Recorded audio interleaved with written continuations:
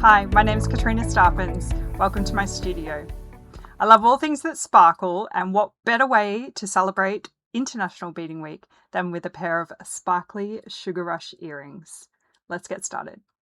Every year, International Beading Week encourages beaders from all around the world to take part in their 12-month rainbow project.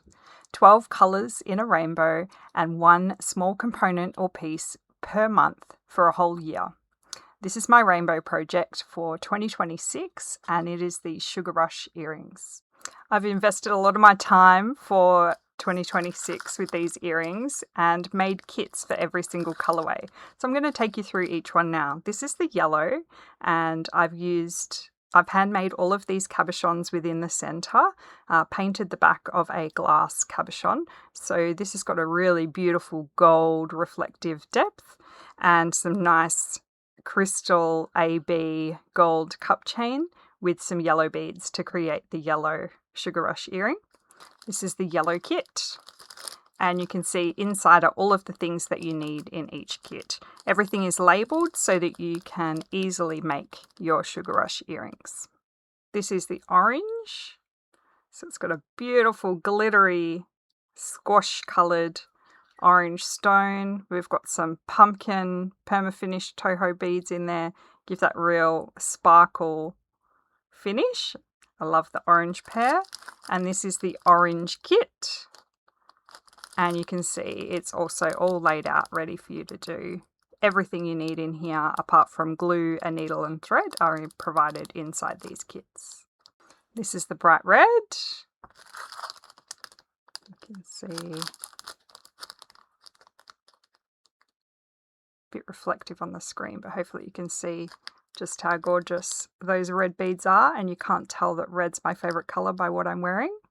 This is the dark red and it has a beautiful glittery stone too. Love the way that sparkles in the light. This is the dark red kit. So you get the foundation and the ultra suede as well as the sparkly stones. 2 sizes of 11, a 15, cup chain, and some gorgeous ear wires. This is the hot pink, another of my favourites. I love combining pink and red together, and this was actually the first pair of earrings that came off the bead mat, and I'm very happy with how they turned out. Here's the kit, and inside you can see, again, everything you need to make your own pair. I've caught this one magenta pink, beautiful stone, nice reflective paint on there so it catches the light really beautifully, as does the cup chain. This is the purple colorway, purple kit, all the treasures you need. This is the dark royal blue, it's a nice royal blue color. All the items in there. This is the light blue. And there's the kit. This is the peacock kit. This has been very popular with a lot of customers. It's such a beautiful peacock shade. Emerald green kit. Here she is. Now, I'm not a green person, but I actually really love the 2 greens that I've made in these kits. I'm very proud of the colours I've chosen. And this is the light green, or some people might call it chartreuse. Some Fiji green beads in there. Ultra suede on the back. And the green, the light green, is the colour that we are going to stitch together on the camera today. I think it will be good colours for you to be able to see what I'm doing on camera. So these earrings actually all started when I got really carried away with Seed Beads and More, had a month-long project with Kay Ackerman. With painting different clear cabochons and different finishes on cabochons to give you beautiful stones, and I clearly got very carried away and made a whole series of cabochons, and these are all available for sale on my website. So if you don't want to buy a kit but you want to have some of these gorgeous reflective stones, then head to catrionastarpins.com. I head to the cabochons, and these are the hand painted or hand decorated ones. The first step in this tutorial is to take out your foundation. I'm using a stiffened felt or a thickened felt here. It's quite stiff. I purchased mine from Spotlight here in Australia. If you don't have this, you can use Lacey's Stiff Stuff, or Palin is also good as well. So I've used some E6000 glue, and I've stuck the cabochon flat down onto the foundation. It's really good if you can give this a little bit of time to dry, and then you'll be much more successful in the bezeling of your stone. So I've done this yesterday and left it overnight to dry, and now we are ready to bead. So we're starting off with our C main colour size 11 seed beads here. I've just popped a few of those out on the bead mat, and I'm going to do a 4 bead backstitch all the way around the outside of this cabochon. Thread your needle with a comfortable length of thread of your choice. I am using Fireline here today, and I use Fireline for just about everything I do in beadwork. Sometimes I switch out to a 1G or a KO, but Fireline's my favourite choice. I'm using a lighter here. I'm just going to burn a small knot on the end of my thread there so that it doesn't pull through the foundation. I'm using Smoke Fireline here today so that you can see a little bit better what I'm doing. I'm pulling my needle through from the back to the front, and then I'm going to make just a small stitch into the foundation. It's going to get covered with beads and no one's going to see it, but what that's going to do is just to help anchor that knot a little bit more. It's got a bit more tension to pull up against. I start by picking up 4 seed beads. Now you can see I've just skipped that one. See how that one is much smaller than any of the others? I'm just going to pop that aside. It might come in handy later, but it's not matching the other sizes, so I've just culled it out of what I'm doing. Lay your beads right up against where your thread has come out, and then pass your needle back down through the foundation. It's right up against the edge of the stone there. Pull that back down through the foundation, and you've got your first 4 beads laid down. Now we're going to do a 4 bead backstitch, which is bringing the needle up right up next to the stone in the middle of those 4 beads there. Pull your needle through in the front of the work and pass through the last 2 beads added again, just those last 2 beads, and pull that through. That is your first of your 4 bead backstitch. We're going to continue this right the way around, and if we hit any hiccups here at the end where it doesn't meet, then we will stop and see what is the best option. We want to have an even amount of beads around the outside of this cabochon because we're going to be doing a peyote stitch, and we're going to do an even peyote stitch. You can do odd, but it will have a funny little step in the bezel, and we want the bezel to look nice and even around the stone, so we want to not have that happen. Now you see I coaxed the beads then just into position, use my thread, make sure it's got a nice tension on it, and you can see they're sitting really nicely up against the stone. So we just keep repeating that 4 bead backstitch. We start by picking up our 4 beads, bring them down close to the edge of the last ones added, bring the needle down right to the end where those ones are, up against the cabochon, and then come back up in the middle of those 4 beads and pass through the last 2 again. And after a little while you do start to get into a bit of a rhythm. I've done this thousands and thousands of times, so some people say I make it look very easy, but it's practice. You know, you get better the more you do. And the first pair of sugar rush earrings that you make, they might not be completely perfect, but you know what? Be proud of it, because it's something that you've made yourself and you've learnt something in the process.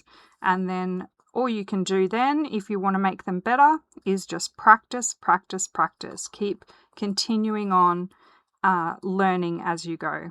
I'm always still learning better ways to do things and finding nicer ways to finish off my work, and you know that only comes from practice and from actively listening when other beaders are talking about their beadwork, and learning from as many people as I can.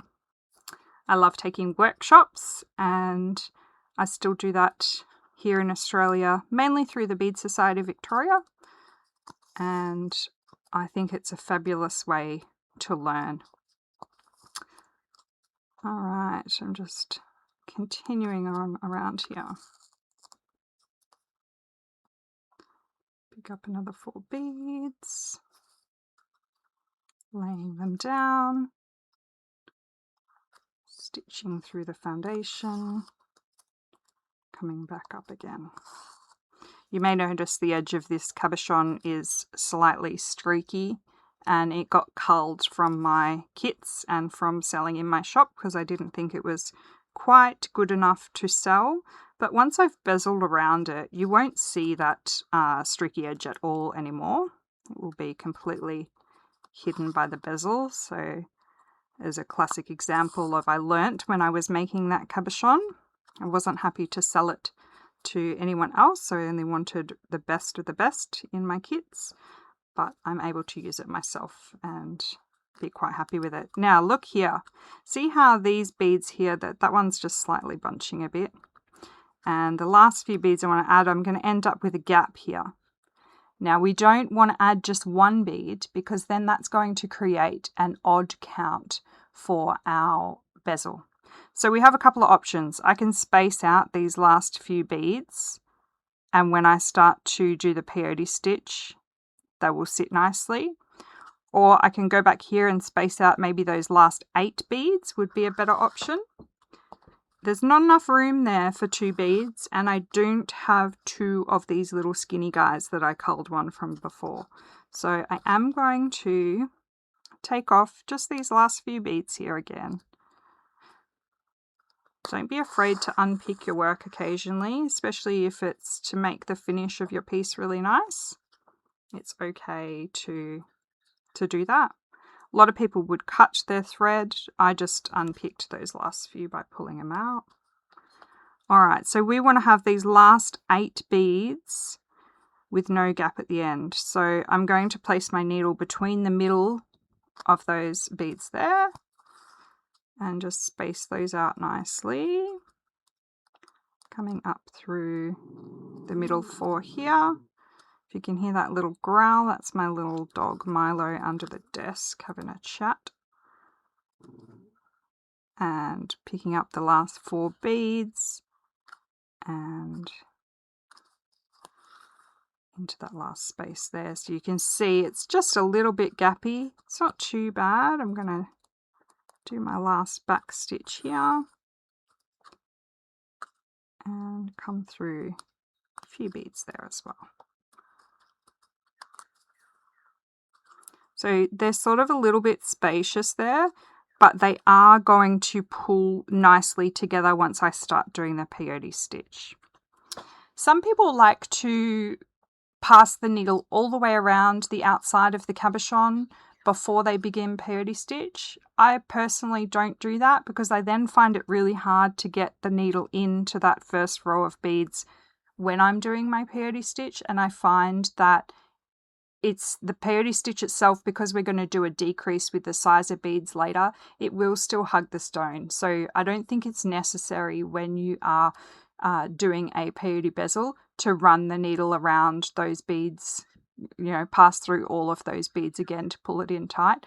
I find all that does is make headaches for that first row of peyote stitch. If you prefer to pull all those beads in and do that last row, by all means do it. I just personally don't like to. Okay, so to start our peyote stitch, I'm exiting one of the beads in this first row. We're going to go over the top of this next one and ignore it and go into the next, which is this bead here. You see that? I've skipped one bead and gone through the next. And what that does is it sits that bead above the one that we skipped. So that's the bead we didn't go through, and now it's got a little friend sitting on top of it. So now we do the same thing again. We're coming out of this one, we skip the next bead and go through the one after that.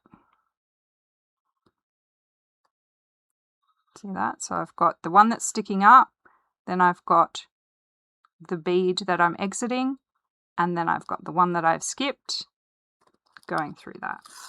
And when I pull that up, you can see you start to get this one up bead and one down bead. And a lot of people talk about the up bead and the down bead in peyote stitch. And we are going to continue that. Exiting one, skip one, go through the next. And we're going to do this all the way around. If you've got that nice even amount of beads in your bezel, you should end up with one up bead and one down bead, that same pattern all the way around the outside. If you find that you get to the end and you've got a gap, or you've got two up beads and one down bead, or two down beads and one up bead, that means that you had an odd amount of beads in that first row, and it's making it difficult for you to do your bezel. So you need to go back to that initial row and make sure you have an even amount of beads. All right. And they sort of don't want to sit perfectly. Usually in this first row you have the beads want to sit out a bit or a bit jaggedy. That's okay. Don't stress about that too much if that first row is misbehaving. When we come through with the next row of peyote stitch, that's going to set them into a better rhythm and get them to hug up next to each other a little bit more. I find that this row is always the trickiest when peyote stitch. When starting any stitch, the first row is always the trickiest, and then from then on it's much easier to see the pattern that you're creating, and it makes it a bit easier to know what you're doing. So you can see I'm nearly all the way around. I've got a few more to do, skipping a bead, going through that next one. You can sort of coax them into position if you need to see what you're doing. And you can see after I add each bead, I am pulling a bit of tension on my thread there. I'm not leaving it loosey-goosey. I'm giving it a pull there like that. So that just pulls that into position. And getting a little bit tangled in my thread there.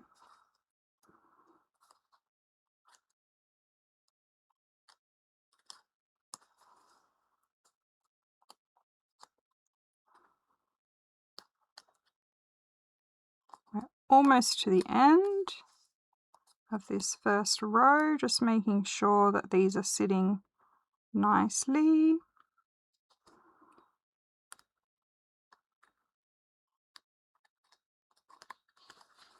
Now at the end of an even row of peyote stitch, you need to do what's called a step up. And a step up is where you need to come up into this very first bead we added in the peyote stitch.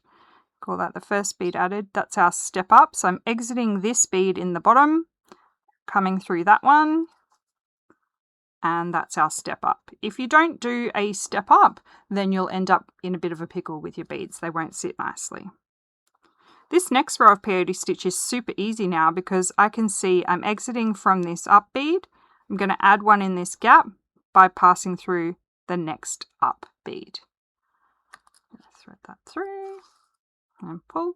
And you can see how nicely that's sitting in the gap between those two beads there. So here now becomes the up bead, and once we've been all the way around here with the peyote stitch, that is the bead that I'm going to step up into. So picking up a bead, going through the next.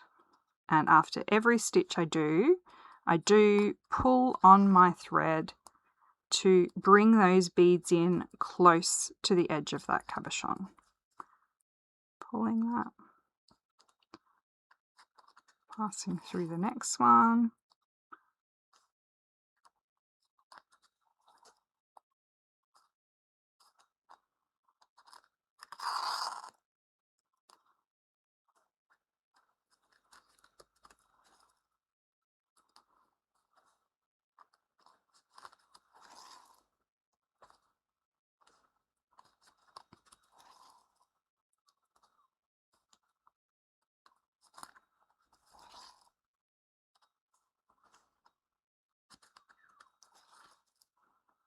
You can see they are starting to sit much nicer around the cabochon now.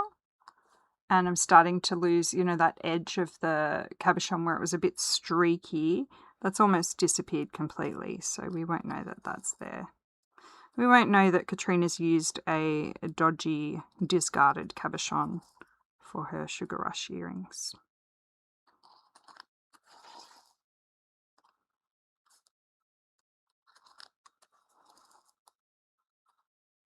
Alright, we are almost up to the last one. So I've got one gap left. So this is the bead that I'll go through just here. And I'm going to step up into that first bead added in one go. So you can go through this bead and pull it through and then step up. But the quicker you start to bead, you know, you find shortcuts that are really helpful. That's one of those little shortcuts. Just step up in one go.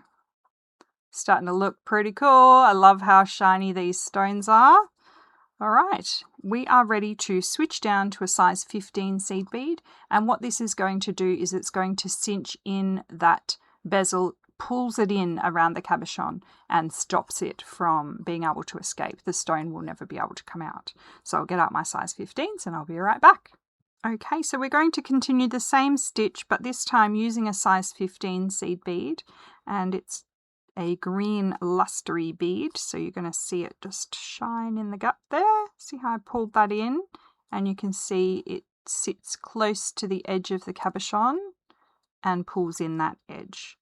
So I chose a luster seed bead here to go against these opaque ones so that it's still green, but it's just got another little shimmer, stands out a little bit against the opaque green, and just says, hey, I'm size 15, I'm a different bead. So we're just stitching right the way around. Again, I'm picking up a bead, going through the next up bead, and giving it a little pull on the thread so that the tension of the bezel is really nice.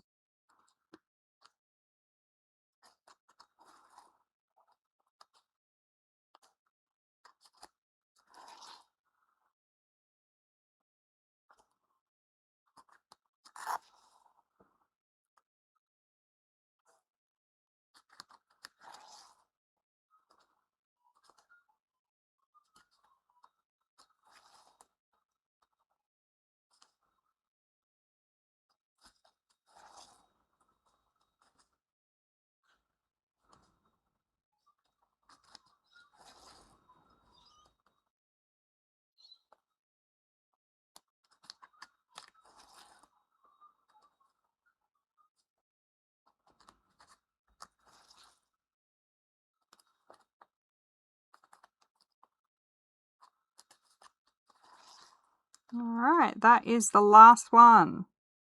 Now, if yours is sitting out from the edge of your stone a little bit, any of your beads are not hugging the stone like this, if your tension's a little bit looser than mine, you can go through the 11s and the 15s again with your thread. You'd want to go through the size 11 and 15 all the way around so that your thread is still completely hidden, but this is the look that you want so that your stone is captured by the beads going around the outside. Mine's super tight because I have a strong tension and this is file line, it's not going anywhere. So I'm just making my way down to the back of this foundation, heading diagonally through the beads, down the bezel, going back through the foundation to the back of the work here, and I'm going to knot off my thread. I do this by just pinching a little bit of the foundation and going under a file line thread and tying a little half hitch knot. Do that again so you can see I've just gone under the foundation there, taken a bit of foundation, go through the loop of thread and pull that up tight. That's a little half hitch knot. I've done 2 of those there, and then I'm going to just bring my needle up somewhere away from the edge of the work. And then I love these. This is the Bead Smith thread zap, and yes, it is so worth naming it so someone doesn't pinch it or you don't lose it. It might come back to you if you forget it. they are such a wonderful tool. I'm going to push the button forward to turn it on and press down this, and it's going to cut my thread just like that. And you can burn that down into a little knot there on the back, and that is not going anywhere. That's super secure now, and I know that my beadwork is not going to come undone.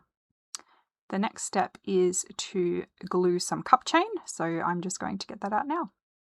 Okay, so I have my piece of a cup chain here. This is a 3mm cup chain, which means the width here of these little stones are 3mm, and you can see that between the stones they're joined with these little metal bridges, and it's quite a flexible, you can cinch them together or stretch them out. So it's a beautiful drapey piece of stones, and it's super sparkly. We can't have a pair of sparkly earrings without adding a little bit of cup chain to give us some bling. Notice one of them's lost a stone there, so I don't want to use that last one. I'm going to trim that off. I'm using my pair of fishing crappy scissors. Don't use your beautiful embroidery scissors to cut that off, because you will blunten your embroidery scissors and then won't cut beautiful embroidery threads anymore.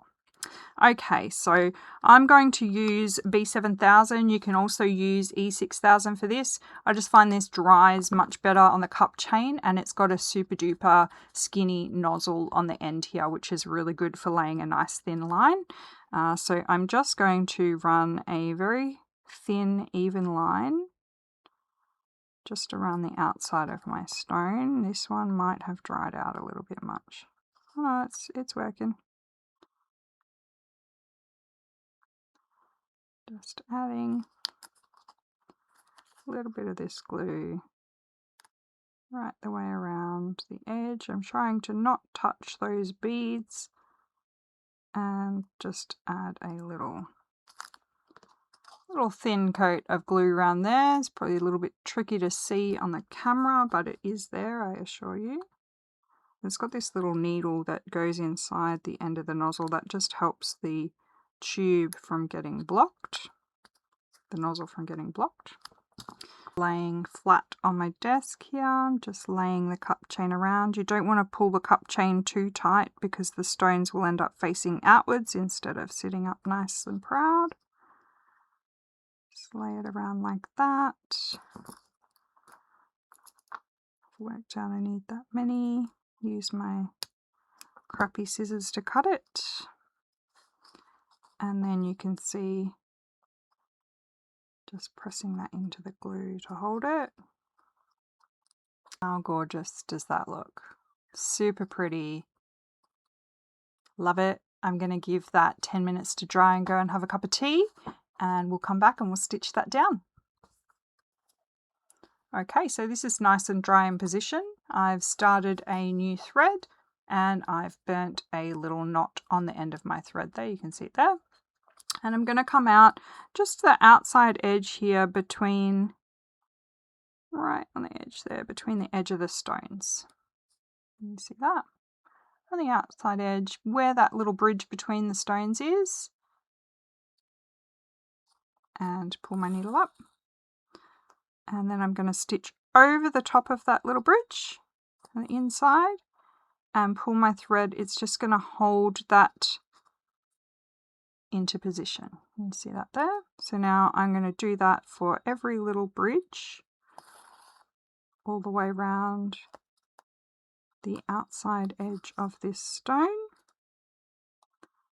And we might speed this bit up in the video. This is called a couching stitch, couching over the top of the cup chain to hold it into position.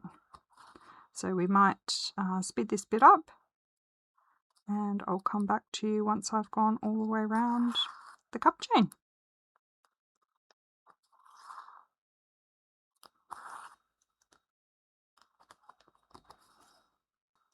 This is the last one to stitch over, so we can take a look now and see how that's looking. Very happy with that. Now we want to take our other beads in our kit, which are marked as the accent colour. And when I say accent colour in a kit that's all green, I mean a colour that's going to still be green but have a bit of difference to the original. So this one I've used a matte silverline bead, and they sort of have a bit of an iridescent glow to them, and they will be what I'm going to frame around the outside of this cup chain with.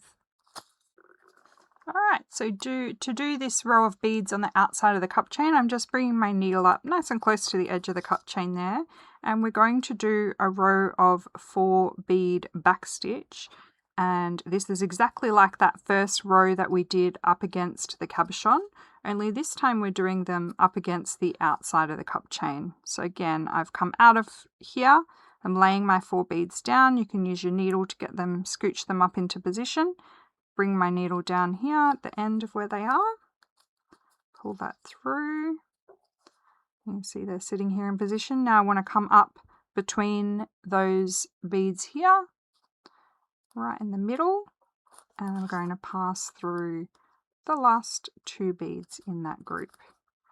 And that is my first of my 4 bead backstitch. So I carry on by adding 4 beads, laying them down, use my needle to guide them in position, come through the back, come up through the middle of those 4 beads and pass through the last 2 again. So you can see they're sitting nicely up against the cup chain. You can sort of coax them into position if you need to, if they're misbehaving, but generally speaking they sit pretty well with this 4 bead backstitch. I really love the contrast here between the cup chain and the matte silverline beads. They just frame that really nicely. I'm very happy with that look. I quite often like to use a combination of matte and shiny or opaque seed beads in my work, because I find that by having those matte beads in the work, it makes the shiny pop all the more, stand out a bit more. Creates a nice depth in your work.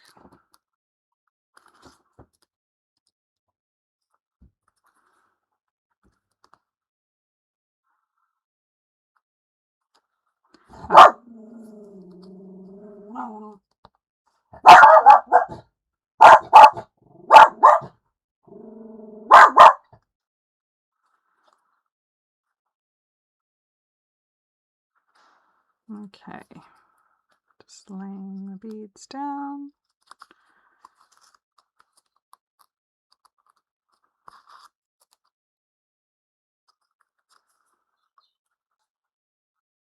Unlike that first row of backstitch that we did around the outside of the cabochon, this time we are not going to be peyote stitching off this row of beads. It's just a decorative row of backstitched beads. So what I'm going to do, if I hit that point where 4 beads, if 4 beads is too long or too short, I'm going to not worry that I've got an odd amount of beads added in. I think we're going to need maybe a skinny bead. And I think it's actually going to fit there perfectly with 4 beads. It doesn't always happen. Some of the pairs I made, I added 1 bead in after I'd done the 4 beads. No, it's actually perfect.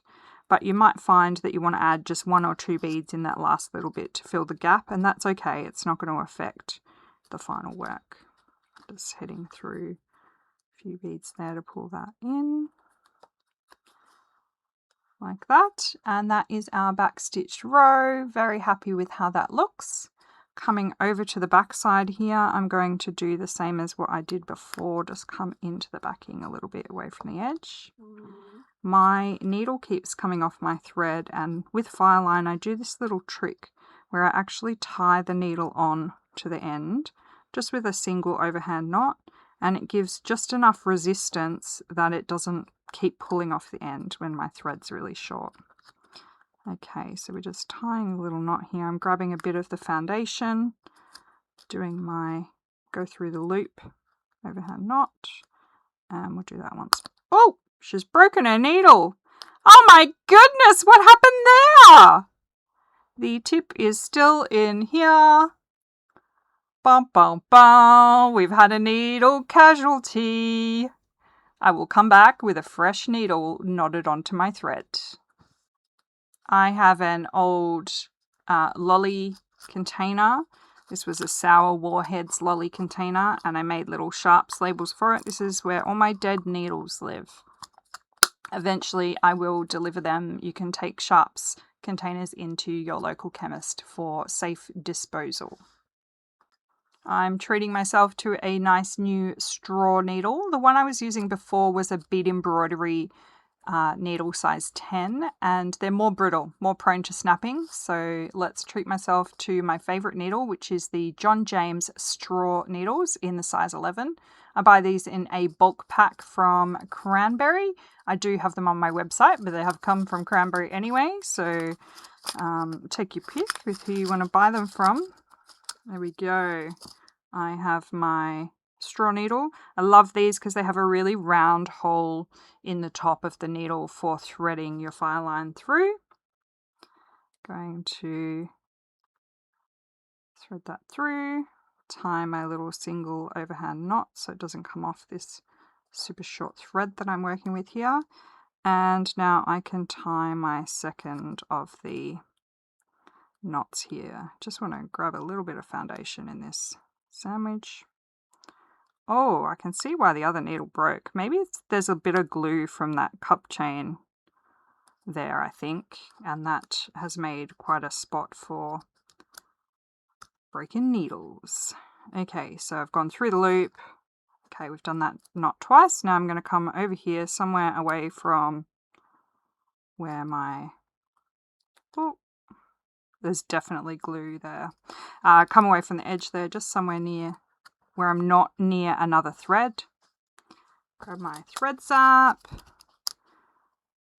melt that down, and boop, got a little knot there. Super duper secure. All right, I'm going to find my scissors. We are ready to cut this bad boy out. I have two favorite pairs of scissors which are good for cutting around your beadwork with this thicker stiffened felt. These Trojan scissors are a little bit bigger than these ones here. These are a file line scissor and they're rainbow, so pretty. These do have that serrated edge on them, so they do cut this felt okay. They're excellent for cutting file line. But they do tend to blunten a little bit quicker than these guys here, which is the Trojan. These are from Bunnings in Australia here. I'm sure there would be a similar type of scissor elsewhere. It does have a serrated blade here, and being slightly bigger scissor, you got a little bit more leverage. I am going to trim up close to the edge of those size 11s. I'm not going to have my scissors at an angle like this where I'm risking cutting underneath the beadwork and cutting my stitches. And I'm going to rest my beads up against the edge of the blade here so that when I'm cutting like this, the beads are resting against the edge of the blade. I'm not risking cutting my scissors, but I'm cutting right up close to the edge of the work, and it's cutting it flush to the edge of the beadwork there, not going near any of my threads. It's nice and safe, and I'm just cutting around the outside. If this was something much bigger, I would cut around it and make it a bit smaller first and a bit easier to handle. Something small like this, you can cut it out all in one go if you want to. And I generally keep my scissors in the same position and rotate the beadwork when I'm cutting. It's just easier for me ergonomically, and that is cut out and done. Got myself a green Sharpie fine point permanent marker. I'm going to use this just to knock back the white starkness on the edge here of the work. If you're ever unsure of what your permanent marker is going to look like on the foundation you're working with, grab your scrap out and just test it. I mean, it's a bit darker than what I'm working on, but it's going to look better on the edge than the white. It's also going to create a lovely shadow on the edge here, which gives the illusion of depth. Now you can see I haven't hit in here close to the beads yet. Don't want to get this texture on the bead at the moment. I'm just going around doing the edge like this, Now I'm going to use just the tip just to touch just slightly. I'm trying really hard not to colour my beads at all. Just want to knock away that white bright edge. Oh, she's coloured a bead. You know what? It's going to be okay. If you accidentally add a bit more colour to your bead, don't stress. It'll be alright. Okay. There we go. A little bit of shadow on the edge there. And it's going to look good with the colour of backing that I've got as well. So I'm going to get a little piece of the ultra suede backing and we are going to glue it to that. Alright, I've got my little scrap of ultra suede. This is a dark green. It's reading black on the screen, but it is green, I assure you.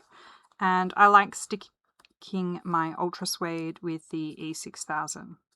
As I'm using my E6000 glue, I tend to just roll up the ends here. It just keeps the glue nice and fresh in the tube and it stops it drying out so quickly. Okay, wants to ooze now that I've rolled up that edge. Just going to pop a bit of glue on the back of this. Now if this was a bigger piece of beadwork with lots and lots of stitches in the back of it and it was not as flat as this, I would put a piece of template plastic just inside the back of it to flatten the work and to not show any stitches in my ultra suede foundation. Just checking what the right side is. One side of ultra suede is slightly fluffy and the other side is not fluffy. So I've glued that to the side that's not fluffy and then I've got the nice suede side on that side there. Okay, stuck that down. Gonna leave that to dry and come back and we will cut it out. Got my same pair of trusty Trojan scissors here and the same method of cutting out the ultra suede as I did with before. I'm just resting the edge of the blade here flush up against that felt foundation, and what this means is that my ultra suede and my backing are going to be exactly the same size. Some people like to cut out their ultra suede before gluing it. Whoa, I just never get a nice finish. I would much prefer glue it, let it dry like I just did then, and then you get this really nice, flush, perfect finish on the edge there. There we go. Have a look at it. Is there anything, is light smoothing could just happen just there. Is there anything sticking out that hasn't been trimmed completely flush? You can do that. Come back in and do that. Just be careful you don't cut too much of it away. And there we go. From the front, I can see nothing. It's exactly flush with the edge of the beadwork and flush with the edge of the foundation. And I think it's a pretty good round shape on the back there. Okay, I'm going to get out my edging beads and a fresh thread and we will start to bead the edge. The other item I'm prepping here for the edging is our earring hook. I like these earring hooks here. They're nice and slim when you look from front on, but they have a little bit of substance to them and they're not too thick to go through the holes in your ears. When they first come out of the packet, the jump ring at the bottom is slightly open, and so I like to get my pointy pliers and just cinch that closed just a little bit. I'm just putting a tiny bit of pressure on that jump ring and closing up that gap. If it's going to distort the shape of your ring, you can just open it sideways like this and then just close it again right up next to it like that. We just want to make sure that ring's nice and round and closed up, ready to use. Okay, I am now going to bring my needle through the front of the work and I'm going to hide the knot in between the cup chain and the beads here. Just passing through, I'm exiting out the back of the work here near the foundation, about 1 millimeter or 2 mils just from the edge of the work. And I've gone through all the layers there. I'm just pulling that thread down and hide that knot there in between the beads. No one's ever going to know that that's there except for you and I, because we've just seen it go in there. And it's nice and secure to get us started. Now with a brick stitch edging, you will find that the first bead is going to sit a little bit wonky until you get all the way around and we stitch through it again.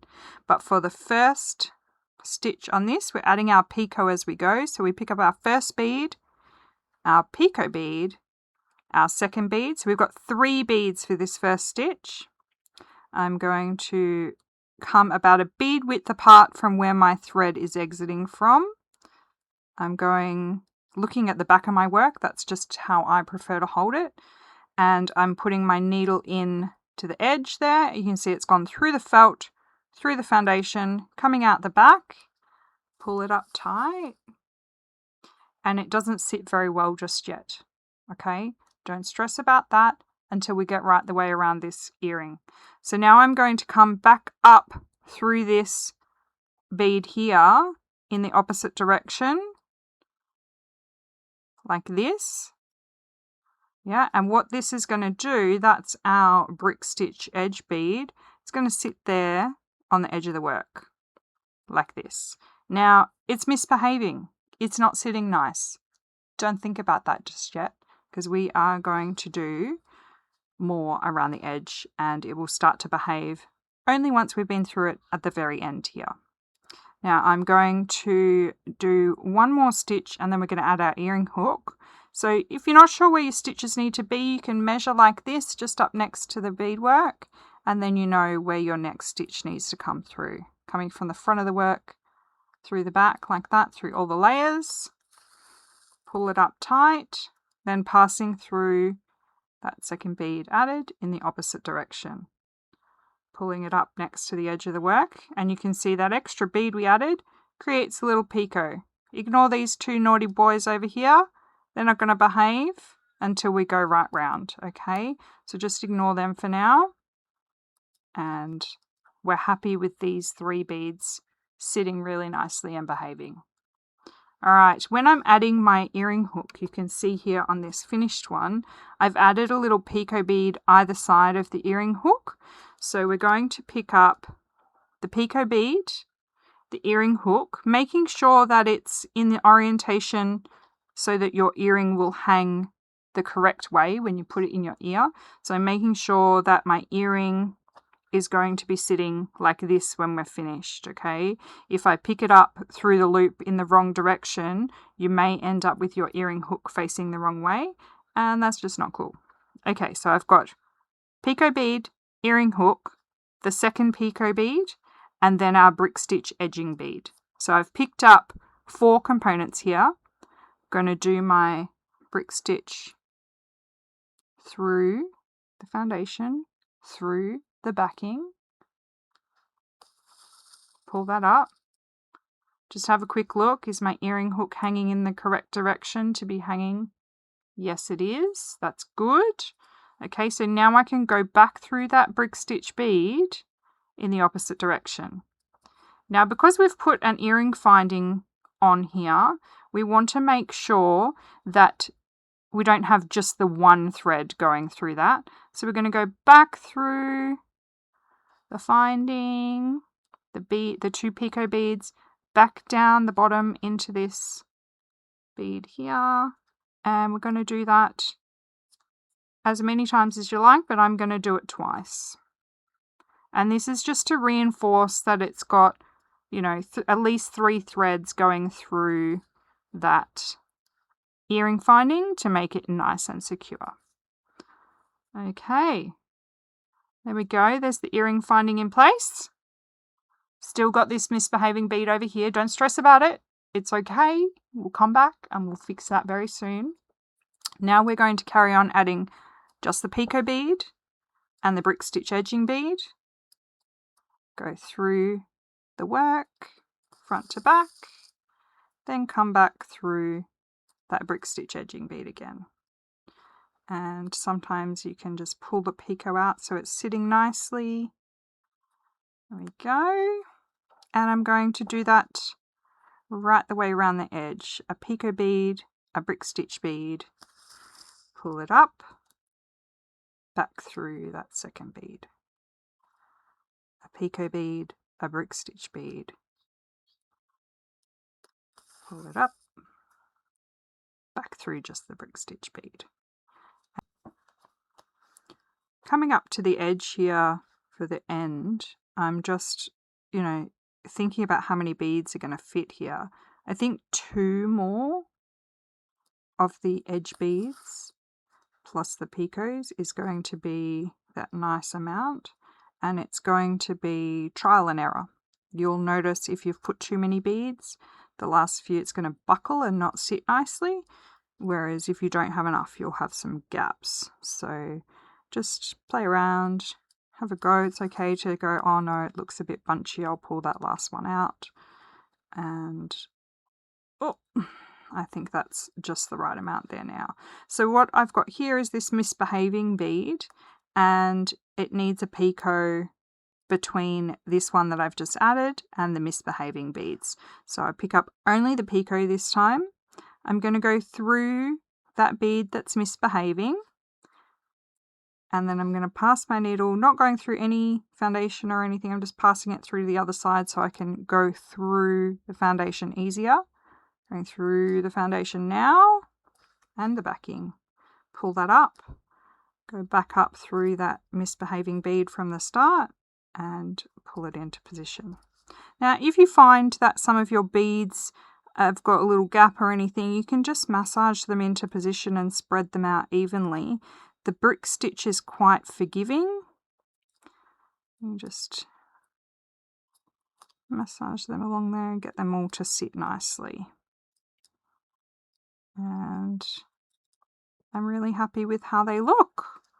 I think that earring looks fabulous. Look at that. You are going to get so many compliments when you wear these earrings.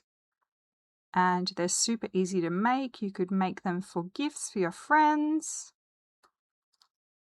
Now, where would you put your knot, Catriona? I am going to pass back down through some of these beads here in the edge. Get back to a brick stitch one. I'm just heading through a few beads just to weave through and, you know, make sure that I've given it enough to hold it. Pulled that one a bit tight and it pulled the picot funny. And then I'm going to tie a little half hitch knot around one of the threads here in between. Tie a little half hitch knot. I'm going to bring it back down through the bead and the foundation. Pull that knot down in between the beads there so that you can't see it. And then I can come up this next bead here over on this edge. Oh, push it through with my thimble. Okay, that looks quite good. I'm happy with that. Now what I'm going to do is melt a little knot down into this spot here. So I'm going to cut it with about 1 centimetre or so of thread still attached on there. And then I'm going to melt that knot right down. Nice blobby knot that's never going to come undone and no one's ever going to see it. A little bit of fluff on the back of my earring there. We'll just get rid of that. I don't know where that's come from. Okay, there we go. Here is my 2 Sugar Rush earrings ready to wear. Super happy with those. What do you think? I'd love to know in the comments what your favourite colour out of the 12 colours is, and if you think you might make them, or if you're not sure. This is definitely a beginner project. Anyone could make these earrings with a little bit of persistence, and you can follow along step by step, see exactly how they're done, and make your own Sugar Rush earrings. I can't wait to see people wearing these in the beading community. Will you make a pair of Sugar Rush earrings? Thanks so much for coming along and making a pair of Sugar Rush earrings with me today. If you want to get involved and get your free pattern for this, head over to internationalbeadingweek.com, get your free pattern from the free patterns. There's also lots of other designers from around the world have donated patterns as well, so there's no excuse. Get beading today. Thank you very much. See you again soon. Bye.